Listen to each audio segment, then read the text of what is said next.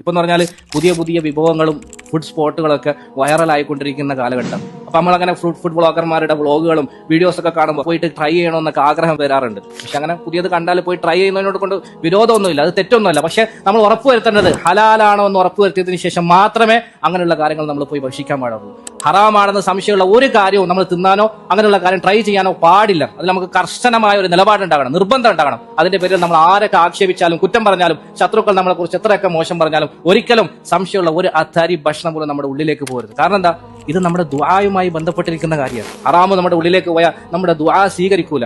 നമ്മുടെ ജീവിതത്തിൽ വലിയ വലിയ പ്രശ്നങ്ങളും പ്രതിസന്ധികളും പ്രയാസങ്ങളൊക്കെ വന്നാൽ നമ്മുടെ കൂടെ നിൽക്കുമെന്ന് നമ്മൾ പ്രതീക്ഷിക്കുന്ന പലരും നമ്മളെ കൈവിട്ടു പോയ അനുഭവങ്ങൾ നമുക്ക് 100 കണക്കിന് പറയാനുണ്ട്. ആരും നമ്മുടെ കൂടെ നിന്നിട്ടില്ല. നമുക്കൊക്കെയുള്ള ആകെ പ്രതീക്ഷ എന്താ, പ്രശ്നങ്ങളും പ്രയാസങ്ങളും വരുമ്പോൾ പെട്ടെന്ന് മുസല്ല വിരിച്ച് 2 റക്അത്ത് നമസ്കരിച്ച് അള്ളാഹുവിനോട് ചോദിച്ച് ദുആ ചെയ്തിട്ട് ആ പ്രശ്നങ്ങളിൽ നിന്നുള്ള വിടുതൽ വാങ്ങിയെടുക്കുക എന്നുള്ളതാണ് നമ്മുടെയൊക്കെ ഏറ്റവും വലിയ പ്രതീക്ഷ, ഏറ്റവും വലിയ ആയുധം.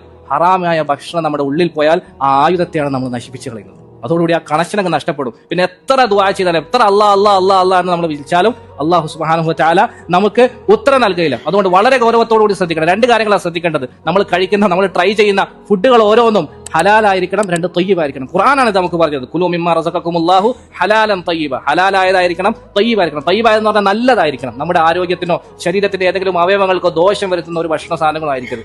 ഈ 2 കാര്യങ്ങൾ നമ്മൾ ശ്രദ്ധിച്ചാൽ നമ്മുടെ ദീനും സുരക്ഷിതമായിരിക്കും, നമ്മുടെ ആരോഗ്യവും സുരക്ഷിതമായിരിക്കും. ഹറാമാണെന്ന് സംശയമുള്ള ഒരു തരി ഭക്ഷണം പോലും ഇനി നമ്മുടെ ഉള്ളിലേക്ക് പോകരുത്.